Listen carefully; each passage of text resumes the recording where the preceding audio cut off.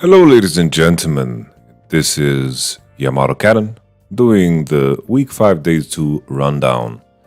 Today we had Fnatic versus SK, which was an interesting series. Fnatic continuing to impress. Today in particular, I think the standout was Razork. Razork completely smurfed. I think Razork really showing great form. He played fantastic today, honestly. Really good. Like, insanely well. Super proud of him. I'm always happy to see Razork improve. I see the guy as my little brother. Always good to see him in the studio too. I was at the LEC studio and hung out with GB, Broxa, and Lore at the analyst desk, and I feel very honored and blessed to run into former players and, also current friends. Fnatic versus SK. So the big question for Fnatic was, what's going to hide behind, of course, the Jace layer? So SK in the first round, here, Fnatic ban Ivan, Poppy, Maokai, just denying some of the favorites of SK jungle. Of course, then in these cases, Marcona is going to go for Sejuani. Rel is first picked. In Europe, we have this development of the meta where Rel is prioritized over Kai'Sa, especially when Xayah is open. Xayah is a great answer into Kai'Sa, and additionally, it is a good answer into Kai'Sa because Kai'Sa is most of the time when this champion is going to go into, bot, she needs to be paired with a melee support.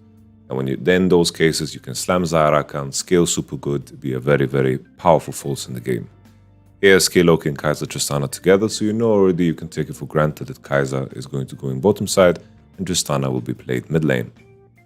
Additionally here, something that we saw in the OMG series against EDG, there were cases where they invited LeBlanc first pick and they slammed Kai'Sa Xayah 1-2 together in rotation, which of course is an additional option. Currently in Europe, the Xayah players are having a really good time. You could see Flacked, you could see, of course, Noah as well on the Xayah. These are the homies that are really stepping it up, especially when Kai'Sa's out of the picture. What is, the detail of Kai'Sa that I wanted to point out is Kai'Sa is a champion. She definitely has a weak early game. In other major regions when Kai'Sa is being played, the whole idea is to pressure into bottom side by connecting your jungler together with your support, crossing through mid, taking over river, and then fighting over river and pressuring into bot through river control. This has gotten a little bit harder due to how the waves work, but it's something that is still so doable. In Europe, often what we see is the contention happen through bottom side. Kai'Sa is very strong in isolation, can jump to join fights, can push waves very quickly if she doesn't feel threatened. So this makes her an ideal, champion for this case. The extension of this, what Kai'Sa's role is, later on in the game, if you look at SK's composition as a whole, Kai'Sa can be alone on the mid wave with the static shiv, clear it, and then allow Alistar and Sejuani to play a more libero role where they are going to pressure through side onto the Annie and the GP. While the Xayah should take control through mid together with the Rel, SK need to take control through sides in such a composition. And Kai'Sa once again has a very easy time connecting two fights just because of how her ultimate works and how she can spot bushes and check bushes with her Void Seeker, and at the same time together with static shiv and Q can one-shot most waves, so it requires a lot of effort to actually figure out ways to dive the Kai'Sa. And usually as long as Sejuani and Alistar and Jax or Tristana are in fog, it's very hard to pressure Kai'Sa off the wave. Nevertheless, already from the 1-2-3, knowing that mid lane is going to be dropped here, Rel also already being highlighted that it's going to go into, of course, the jungle. I thought that as this draft played out, the Jax 4 pick with the Renekton out is super powerful. Good pairing here with the Sejuani, and the enemy needs to pick an AD champ, either mid or, of course, in the top lane. They don't want to be in a situation very similar to the Mad Lions draft that we saw from yesterday when they had this full AP composition with the Rel in the jungle. Rel jungle is super strong, But if there's a case where you can't play Tristana or Jace, your options for to play top are going to be limited, especially when you ban Renekton yourself, Nara is out, and additionally, you know, the enemy team is going to pick the Jax away. Here, of course, you can consider maybe banning a Jax yourself and maybe inviting a K'Sante case, but you know, still you need to find 80 champions to play. GP in some cases can do fine against Jax, but I feel like in a lot of cases Jax is stronger 1, 2, 3, and then he can find cheater base, and then you have to try to bounce and to crash. And if there's any sense of jungle intervention or something goes wrong for the GP, every wave that GP pushes out is going to be a liability. Every wave that Jax pushes into GP is going to be a liability. And you need to play the GP lanes really, really perfect. On the flip side though, if SK want to convert such a composition that they have on red side into a victory, they need to be very sharp and understanding which timers they have to be stronger and which timings they need to give up objectives to actually farm and gain gold on their crucial carries. And as we go into the Fnatic SK game, I'm going to show you guys some key moments that I wanted to highlight. A very, very key moment in this game. You know, Oscarine had a tough time. He got solo killed once, and then SK, here Annie TPs to defend it. So, Fnatic's team members tried their best to save Oscarine. Eventually, there's going to be a moment in time where lining up for the second Drake, why this is so essential, right? Kai'Sa, Alistar should be weaker on the bottom side. Annie contributes way more than Tristana does at this point in the game. Rel, Annie, Xayah, Rakan, together with the GP ult, should have full control over the bottom side. The blue side composition should be able to secure the first 2 Drakes of the game. SK's composition becomes very strong at 2 core, 3 core. Before that, the value of the Annie, the value of the Xayah, Rakan, who have full control of the bottom side, is going to be stronger. That's why, in such a case, you need to make sure that you use your swing windows to either counterbalance the enemy pressure into the bottom side by diving the Seju, and at the same time, the enemy team will have a very hard time diving the Kai'Sa and the Alistar. So you have this counterbalance and this counterweight where SK really need to find every timer to attack the top side. Here in particular, there was this moment in the game where, Jax has TP. Let me just play to a moment where he has TP. He has TP, finish Divine Sunderer.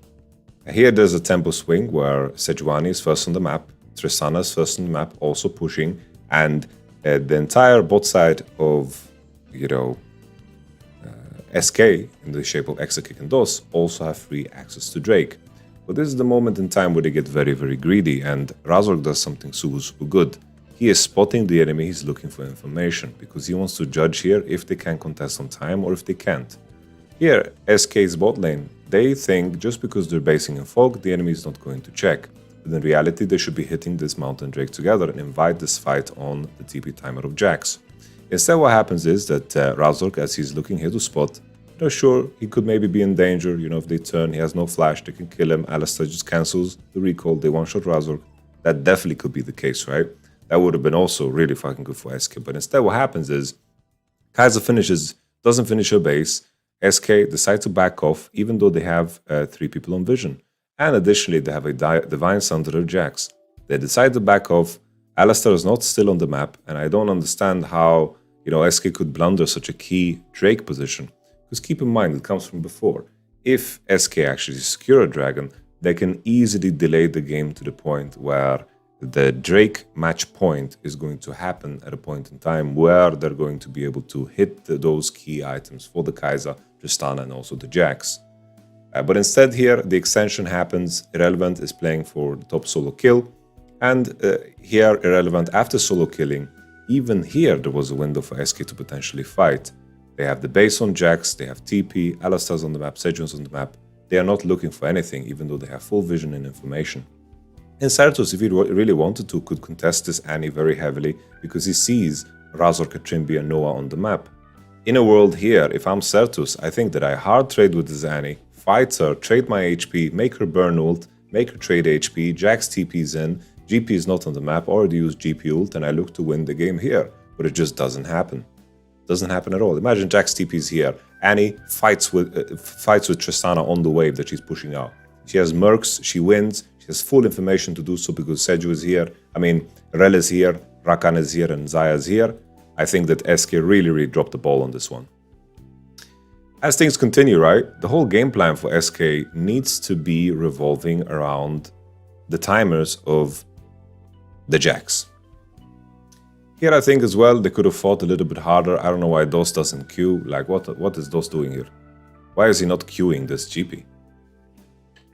Sejuani is limping right behind. They have full vision. Why on earth aren't they just killing this GP here? This guy is dead on my screen. Why do they show mercy? Really confused. Really confused, honestly. I don't know what happened. But nevertheless, the point I wanted to make was, here as things extend, this third Drake,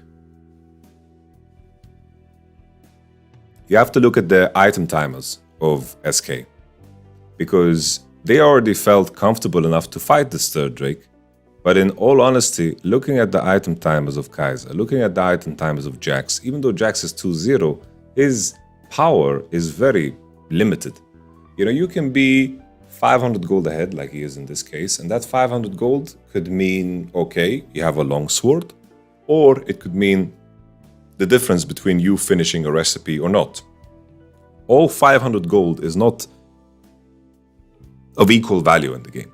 Obviously, recipes are going to be the biggest spike that you have. A recipe is the final cost of an item to put together, of course, the components, the recipe, right? So for example, you know, you buy a Black Cleaver, the Kindred Gem, you have the Warhammer, you have the Longsword. These are the cost of the components, the additional cost, that's the recipe cost. And in this moment, they are taking a fight where the blue side composition is still quite strong in the 5v5s. And this is where you need to have the foresight to actually actively look to pressure the GP. But the main thing here is, even though Irrelevant managed to find these 2 solo kills on GP, burnt his flash, there was no good conversion at all from SK. They send the Jackson to the bottom side, and through the mid pressure, because Kai'Sa is also always playing in isolation, through the mid pressure, Xayah, Rakan, Rel are taking over River and then collapsing on Jax. This is also one of those moments where Alistar is hovering, Sejuani is hovering, and in all honesty, if Alistar and Sejuani are in sync here on bottom side and are playing through the Jax, maybe there's a fight to be had, because Tristana can TP in and Kai'Sa can kind of tether herself to this fight by going through the jungle and then jumping with the ultimate, of course. But this extension here shows that SK just don't have a single clue about how they need to play the composition. Fnatic look for the collapse eventually on Irrelevant, full control over River, Razok are just, of course, hovering in River and pressuring Kai'Sa at the same time. And then they go for Relevant here with the TP and they find the kill. And this leads to the third Drake. And during this entire sequence, there's no pressure on top turret. GP doesn't have flash. And there is no form of pressure on the top side. And instead of SK trying to create imbalances in the position, they are consistently just matching and finding themselves in situations where the blue side comp is much harder to play. I mean, easier, like the blue side comp is just stronger. They want to group, they want to fight, they want to play through mid, and you need to play through side.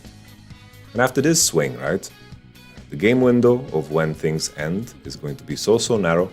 Xayah Khan with full control over the mid wave. I have no clue why Markoon felt that it's safe to do the red here, because Xayah Khan just crossed into top side and just killed the pink here. So he's just taking this red and straight up just running it down, right? Xayah's coming. Very good CC chain here from, of course, Fnatic to make sure that Markoon is stuck here. Doesn't want to use the flash for some reason, could have just flashed any form of CC. Hexa kick as well, he's just in a shit spot. Glenn's so slow. Fnatic, of course, win the game because they convert this into an Asher. And now it's very polarizing because the enemy team needs to group to defend. And in group situations, if you don't have advantages in your solo lanes, you're going to be piss users. This is a very good example of why Western teams are worse at playing carries. Because, like playing something like Jax, you know, if you look at the LPL teams that are very good at it, they have Breathe, Bin, Ale, you know, fantastic players, really good players, but they are very well aware of their windows when they can fight and dominate, and they're very aware of their windows when they can't. The Divine Sunder window was a massive window for them to secure a dragon and get a big swing in the game. The third Drake was a terrible window for them to contest and play into bottom side rather than creating imbalances away from the Drake. And this is game losing. And Jax is a champion that, of course, has great windows of power, but he also has power dips. And Fnatic had the much easier composition to play. Razor goes very sharp in the jungle, the invades, the smites 1 point, always had information on Sejuani, beautiful, and Humanoid impressed super much with this new look of playing, of course, the Annie. And then Noah and Trimby with a very vintage performance of Xayah Rakan, complete domination over bottom side, supporting Razork on the invades, and then complete control over mid lane that they then translated into this Markoon kill and also the collapse on bottom side onto the Jax. Very well done by, of course, Fnatic. Oscarini struggled super hard, but at least he bounced back, and was very relevant in the game, and I think that's important to highlight too. But he did get solo killed twice, but I think that they got kind of caught off guard by this Jax blind pick on fourth, because I think here this GP doesn't have that much value because the enemy composition is very mobile, and at the same time the enemy team has very good side laners to pressure you and actually set you up for failure. But in terms of how SK played the map, GP could just catch waves, farm safely, and then due to his Serpent's Coin was very relevant in the game. Game number 2, Fnatic back to the blue side. Here, a very cool showcase here for Fnatic. I mentioned it in my, of course, live viewing of this, that Tristana, the fact that they're showing that they can play Tristana Rumble is massive. Because as you can see, these teams are running out of bans. Jace, LeBlanc, Rumble as bans. LeBlanc, Poppy, Xayah. Tristana, LeBlanc, Poppy, right? Main thing is, teams are running out of bans against Fnatic. They are up to speed with the meta. The fact that they're capable of playing Rumble, the fact that they're capable of playing Tristana, a beautiful Tristana game from Humanoid. Very good Tristana game. I love Tristanas that make an effort to actually farm. It's very good to see. The fact that Fnatic showcased Tristana and the Rumble in this one is massive. Really big positive here. Super happy that they are capable of doing so. Really big plus. So Tristana gets first pick, same bans from Fnatic, removing the Ivan. They're not touching the Ivan. They don't want to give up the Ivan. Very smart. Broken champ. I think the answers for Ivan, they're all useless. They don't get enough gold. Kayn, Kindred, Graves. Like all of these champions can't do shit. Like maybe in this game, maybe you could be wild enough to play Zac. But these champions are all so wonky in their own way. Ivan is monstrous. Tristana's first pick. Rel was of course banned. We saw the evolution of the meta. No prior here on Kai'Sa. Once again, SK Slam, Xayah Rakan. Ignore the Kai'Sa. The follow-up from Fnatic is drop AD, pick Nautilus into the Rakan, and add Rumble to the frame. So already now they have a composition that has already been decided one way. Tristana, Rumble, Nautilus, very strong 1, 2, 3. You just need to find the right AD to pair with the Nautilus. Viego gets picked on 3. Carry jungler, okay. You have an AD jungle that is going to match well with, of course, Cassio. Here, you can consider, do you want to play Vi? Do you want to play Wukong? These are options that still exist, people. Great options that still exist in the game, but nevertheless, Viego was super strong in this one, so I can't really complain. Kai'Sa gets banned, and then Sejuani, and then Ornn, Annie on blue side to set up the Rumble, and then the enemy picks Sion. Sion, tank is a tank. It is what it is. You can consider banning Cassio instead of Annie. I think that would make more sense. But it seems like Fnatic have their own opinion about what Annie is, and they stuck with it. So I respect that. Sion gets picked. Relevant classic, but very tough matchup into Rumble. And then Aphelios, Trundle.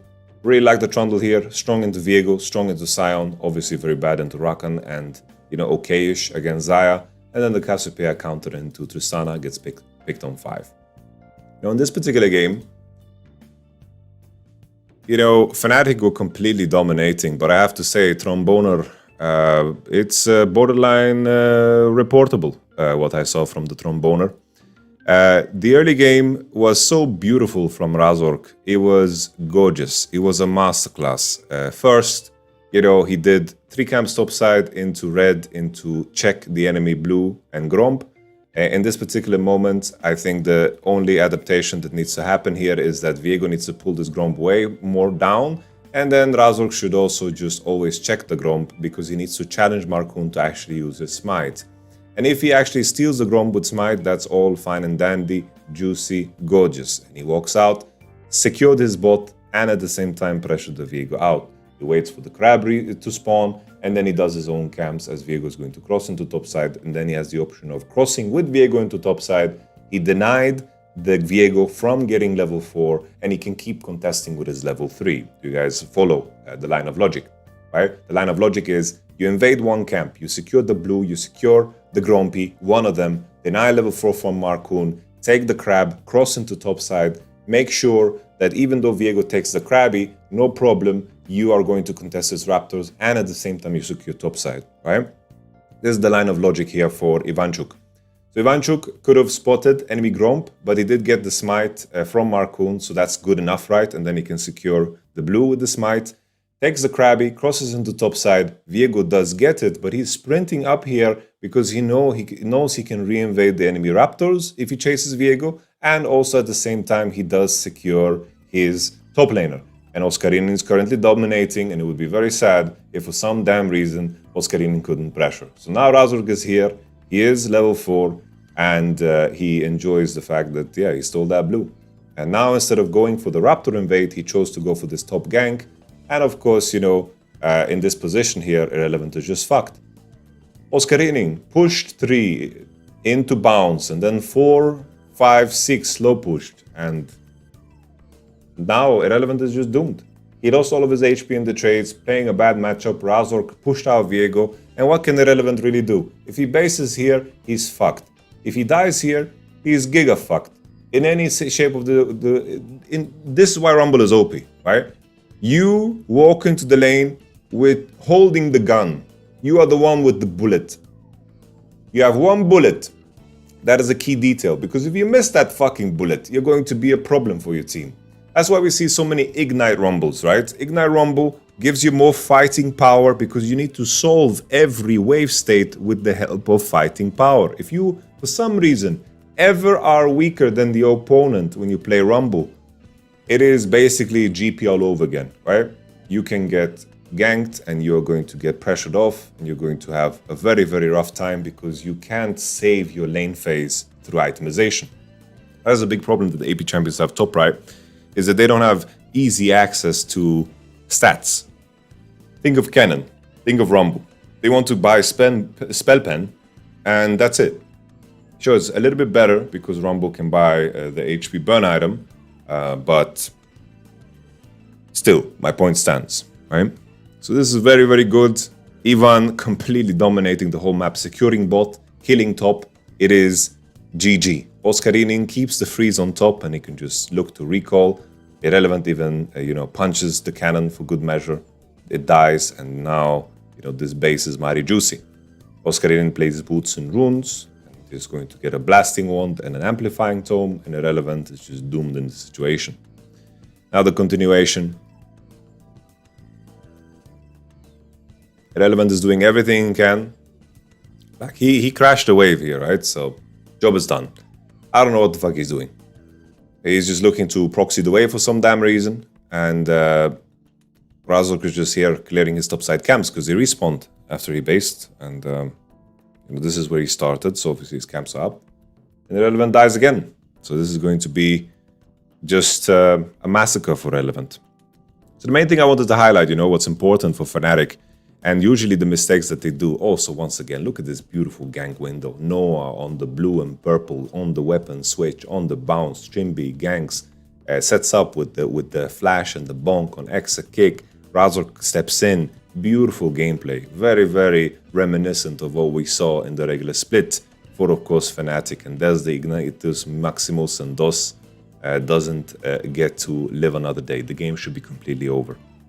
Now, to add the cherry on top of that cake, this Tristana mid lane matchup, here Trimby should have died, honestly. Trimby should have died here already. I don't know why the fuck these homies are not awake. Like, why this guy has no flash? Why is DOS not Wing already? Why is Marcoon not channeling W? Like, why are they not murdering the guy? Rumble is on top wave. Why are they not murdering, right? Cassio spotted humanoid with low HP. Why are they not murdering him? I don't know. Trimby gets to survive. He gets to walk away. Everyone's fucking asleep on SK. We continue. They secure the Herald because of the conditions mentioned before. And now, humanoid somehow has prio perma in mid. He's just pushing, enjoying. During this whole Rift Herald play too, I have to highlight Aphelios did have red and white and they crossed into bottom side. So they did pay a massive price for this Rift Herald because of Aphelios' specific things. Of course, Xayah couldn't be under the bot turret. She crossed into mid. And then they managed to, of course, pressure the bottom tower for 2 plating. So, this Rift Herald came at a very, very massive price. Here Burn says this is flash. He doesn't use the Petrifying Gaze to, Petrifying Gaze onto humanoid to check if he can, CC him out of the window. This is the first big mistake of Trimby. He steps into river when Viego wasn't spotted on mid. Trundle now, pressure through mid, Tristana is pushing the wave. Now Trundle has to connect through bottom side and all Fnatic needs to do is catch this wave. Noah just wants to catch his wave, he's safe and Trimby is contesting river for no fucking reason at all. Very, very bad. Very bad. Now the continuation here is that Tristana, she gets this gank window on top, really beautiful, Rumble, has full prio top, no problem. Certus is, catching that wave under the turret. Humanoid goes for the W into the R, bonks the Scion away, the Rumble. This is a terrible Yordle combo, but who cares? A kill's a kill. Humanoid has to burn flash because the Rumble ult didn't land where Tristana ult landed. I think Oscarinin is the one who made the mistake. So once again, Tristana's showing on top. They just killed top. All they have to do is consolidate. Aphelios is in base, there's no dive bot, they just need to base and reopen on the map. The game is GG. But what the fuck is this from Trimby again? He just goes for Certus for no reason at all, no Viego information, no Rakan information. They are going for this and all of a sudden this game becomes so much harder for no reason at all. 2 kills for Cassio. Imagine how this must feel in the game. This is, just terrible gameplay.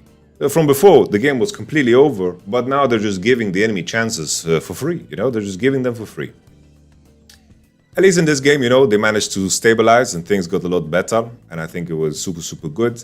I didn't like the fact that Fnatic took such a fight either. If the Petrifying Gaze lands as the Fnatic players are rushing into space and vision that SK has control over, this is space that they have control over, this is quite crazy to me. The fact that they want to take this fight is just terrible, right?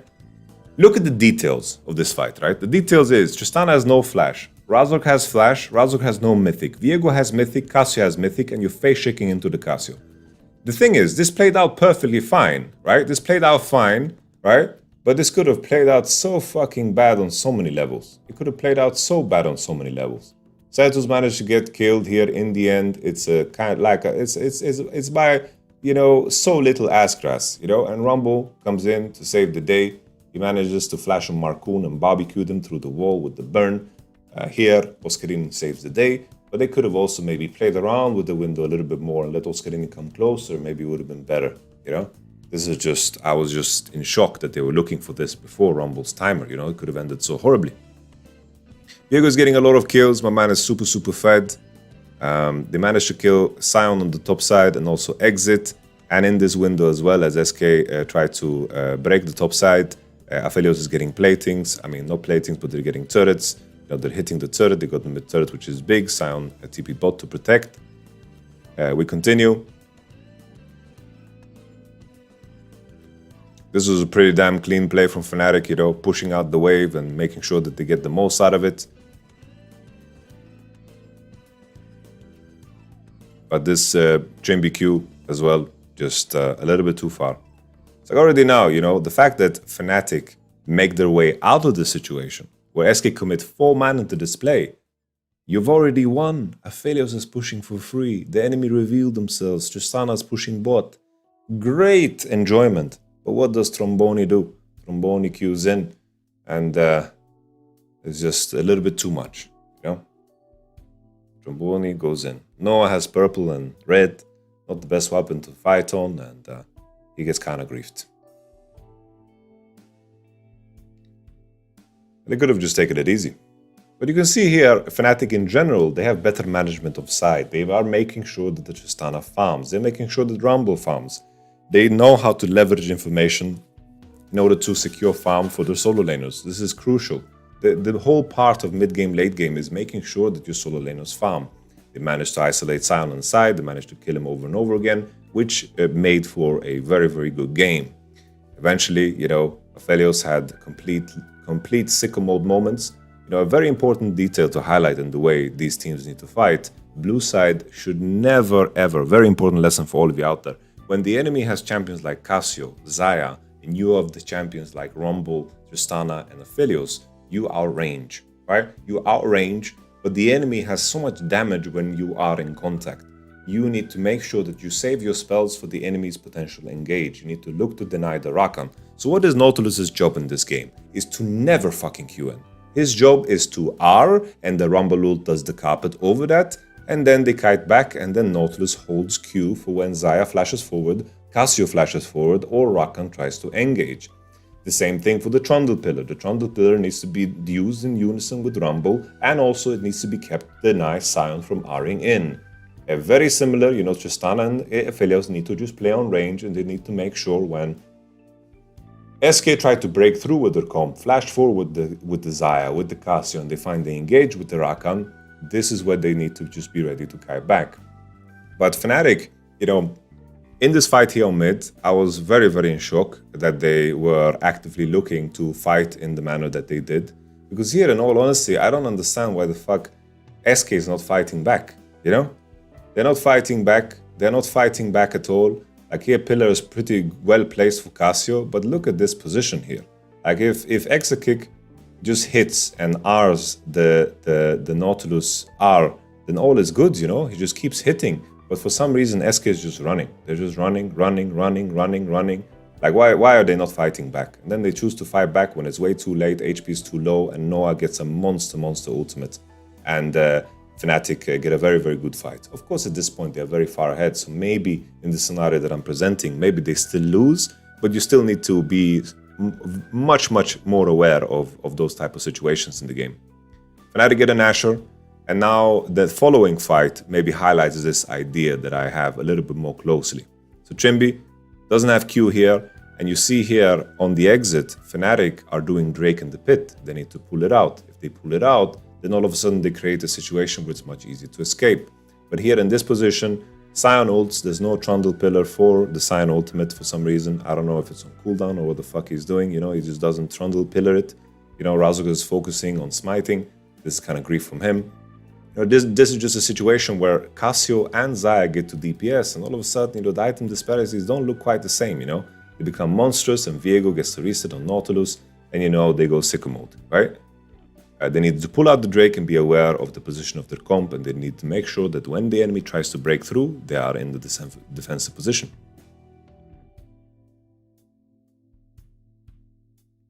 Here another int from Trimby. We don't need to show it. It is what it is. Tristana got tier 1 top, but tier 3 top, and he would have gotten it either way. Yeah, the beauty of this all, right, is like Humanoid is level 17. He has kept farming the whole game. This is what we see, always on the pro views, right? Always on the pro views, we complain about LeBlanc players, Tristana players, is because they don't fucking keep farming. The whole game needs to be revolving around solo laners farming. That is mid-game, that is late-game control. And then you create circumstances where if the enemy over-pushes for objectives, they are losing so much fucking farm because you prepared the sideways appropriately. We continue. Look at this Tristana, level 17 to 16, right?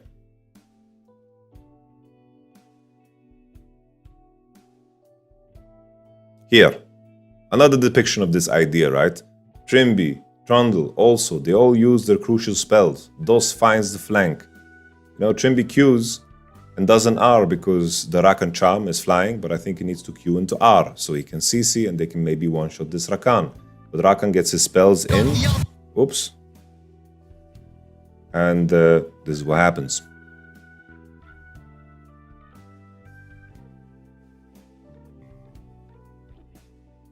Cyanode lands because Trundle Pillar is used, and they don't manage to find the disengage.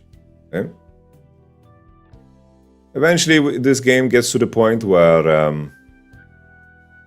plain and simple, DOS is trying to find a flank, but the moment he's spotted, he just needs to exit. I don't know why he's staying around in this space. You know, he got spotted, he got pushed out, all is good. Reposition, try to play from this space and play with your team. But he sticks around for so damn long, I'm not sure what Blood is cooking.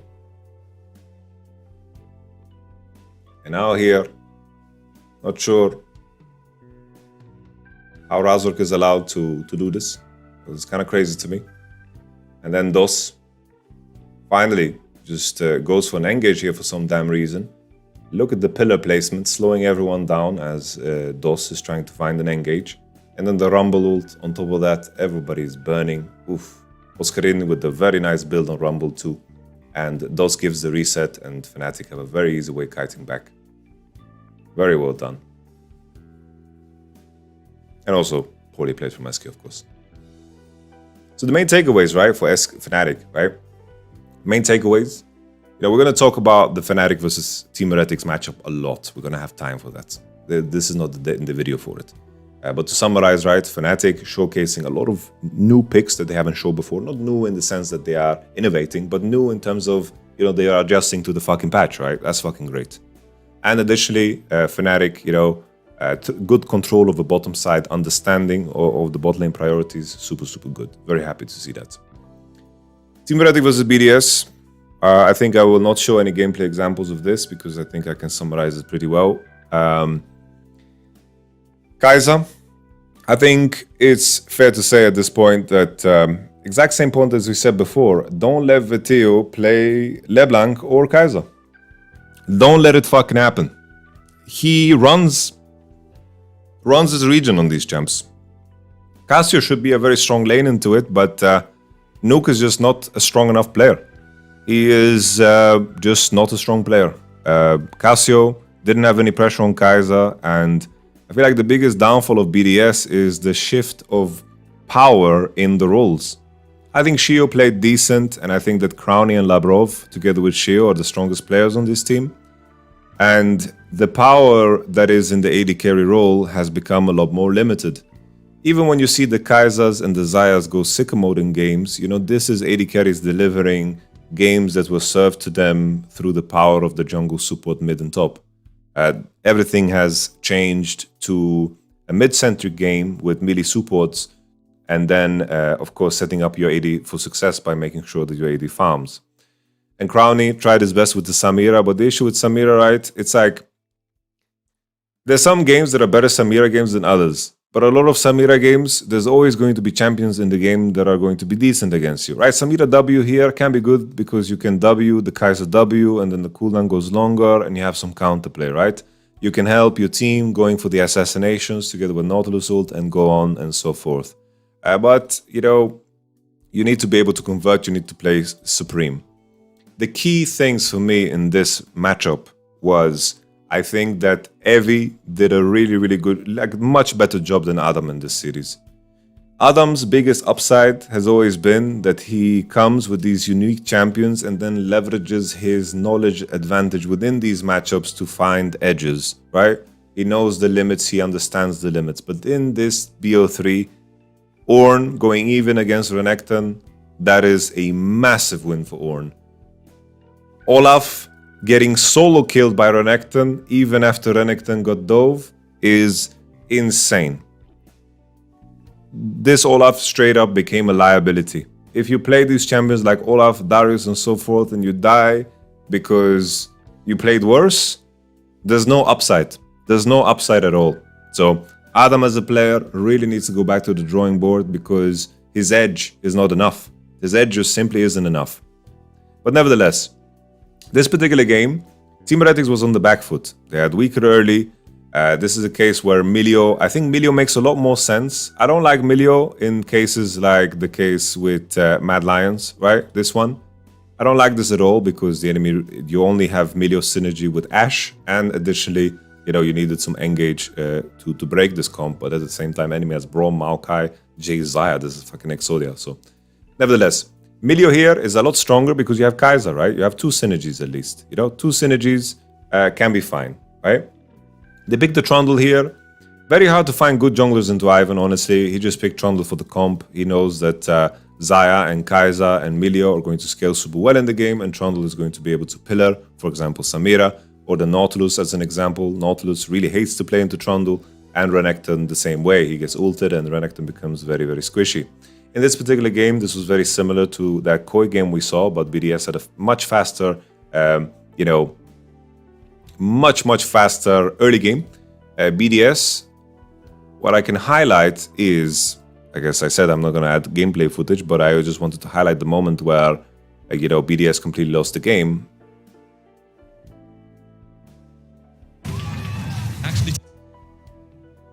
Let's find this moment in time.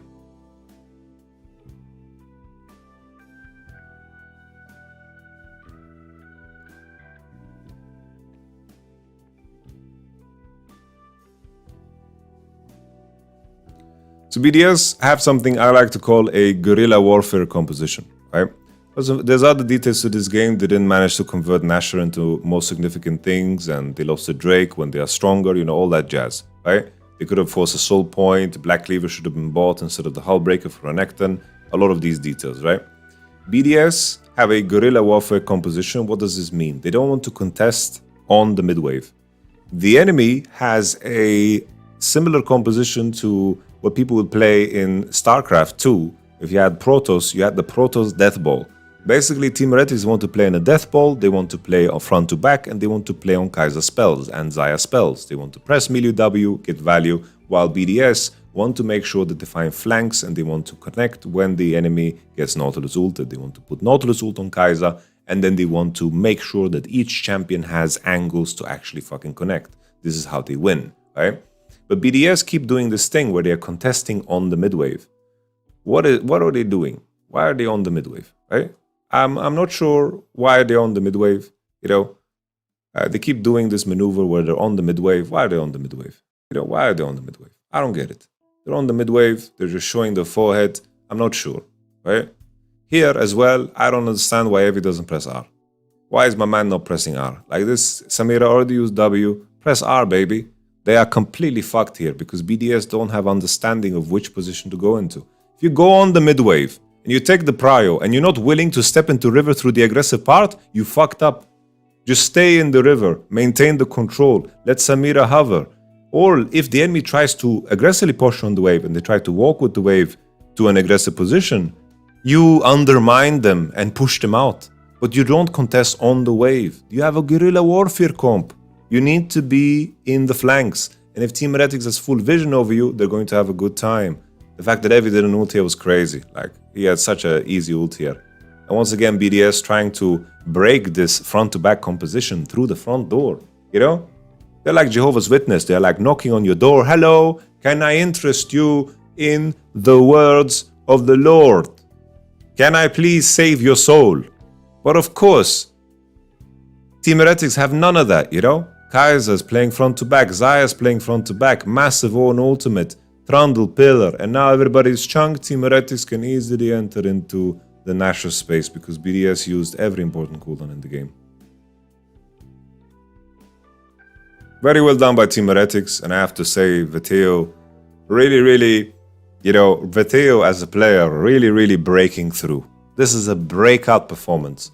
I didn't think much of Veteo. I thought he was a decent, good mid laner, but I never thought he hadn't shown that essential thing where he's capable of being clutch in important matchup in best of series. This split for Veteo in his career has been the first time Veteo has ever won best of series in his whole career.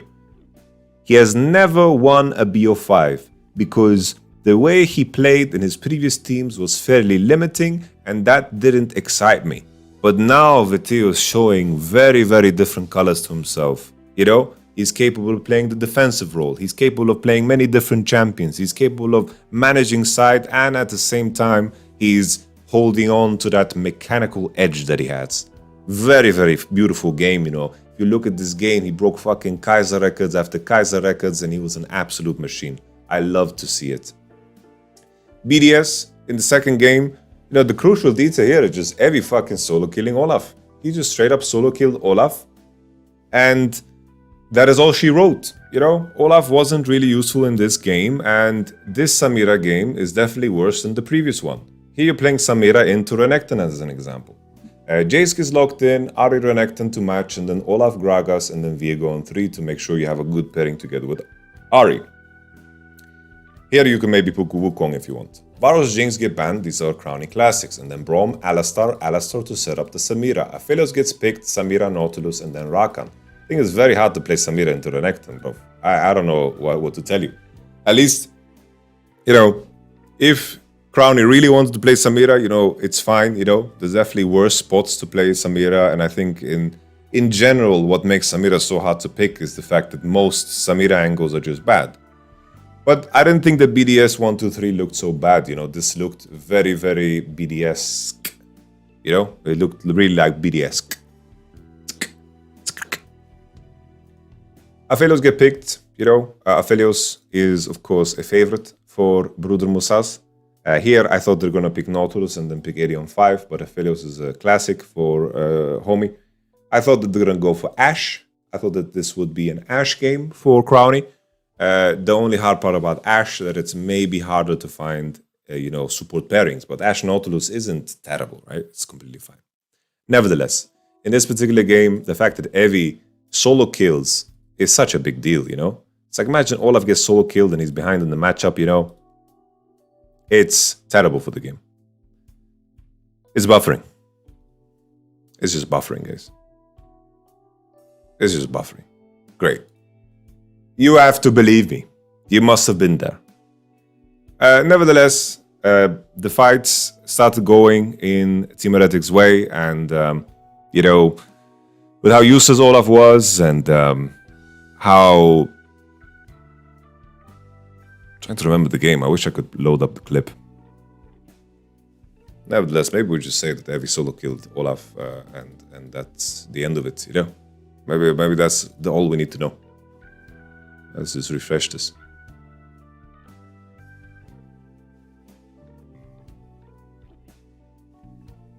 Nah, whatever.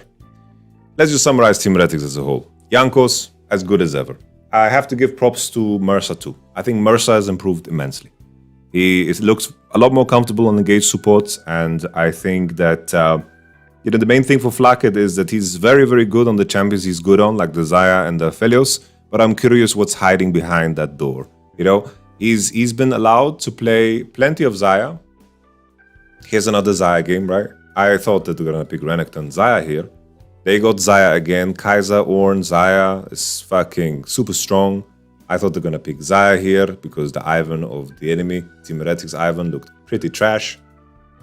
They got Xayah again, and then Fnatic got Aphelios again. You know, Xayah for sure, the strongest AD, best performing AD here in Europe. I think that's something to highlight, right? I think this shouldn't be allowed. Now, Aphelios is then, of course, second biggest comfort for Fnatic. He played wonderfully in this, you know, run here. Xayah, Aphelios played wonderfully. I can't blame him for picking these champs, right? But I'm curious what's hiding behind that door. You know, maybe this is a champion that will be targeted, right? Like in this particular series, YamatoCannon was slammed 1-2, right? And then here, the same thing, Xayah was slammed, right? So I'm curious what's hiding behind that door, especially because for both of these teams, these champions are very contested, right? Finally, for Team Heretics, I just wanted to add as well, Evi is playing better and better. I think that these two last best of threes, he wasn't a massive anchor for his team. And in a lot of cases, actually contributed positively. I think there's still a lot of room to grow, but I think the fact that they don't, like the team doesn't have this issue, right? Really, really gives everybody else a bigger chance to shine, I feel. And additionally, I want to repeat again, I'm very, very happy to see Vitheo having such a breakout performance. You know, he's winning best of threes and he's carrying. Really great Ari performances, good Kai'Sa performances, LeBlanc performances. You know, teams try to target, you know, the champs, LeBlanc, Kai'Sa, and he's still finding ways to perform. Here's the Ari. Are they gonna ban 3 next time? You know? He's finding the Ari into the Jace, and he can play Jace himself. You know, he's looking crispy and he's looking comfortable. I really like to see it. And In general, I think the evolution of European meta will be Rel always ban on red, higher prio on Xayah, and then I think teams that play Ivan definitely also have an advantage. I want to highlight, the final BO5 or the final best of series is going to happen this weekend, XL versus G2. I think G2 is going to smoke. I think G2 is going to roll XL. I would be so impressed if XL find even a single win. And the fact is, that's not a knock on XL. I would feel the same way any team facing against G2. And XL, they have a chance to break through even further. I think the split has been a breakthrough altogether. And I think G2 is just going to win. I think anyone who's watched my content understands how strong G2 is and how strong I believe G2 to be. So nothing left to add there. Finally, I want to say now we know that Vitality is completely eliminated from the regional finals. I feel bad for them because they actually started scrimming and they started working, but now they're officially eliminated because there's one more condition that is going to kick them out, that is going to guarantee happen. And that is the fact that Team Heretics and, of course, Fnatic, one of them is going to be top 3, which eliminates Vitality completely from the running. Which means that most likely Koi is going to be in, and then additionally, Fnatic or Team Heretics is going to be in the picture. SK is already locked, and unless XL win the 3rd place match and make 2nd place, this is the only thing that would kick out, I believe, Koi from the running. So, all in all, crazy things. Crazy shit. I can also add a very crazy detail. Mad Lions, with these results today, Team Heretics and Fnatic winning means Mad Lions secure top 2 in the regional. They're top 2. They're top 2 together with G2, no matter what, which is fucking hilarious to me. Fucking hilarious. With that being said, I think we've talked enough in this video. I hope you liked this breakdown. If you made it to the end of this video, bless you and bless your face. I'll catch you on the flibbity, flobbly. Yes, flobbly.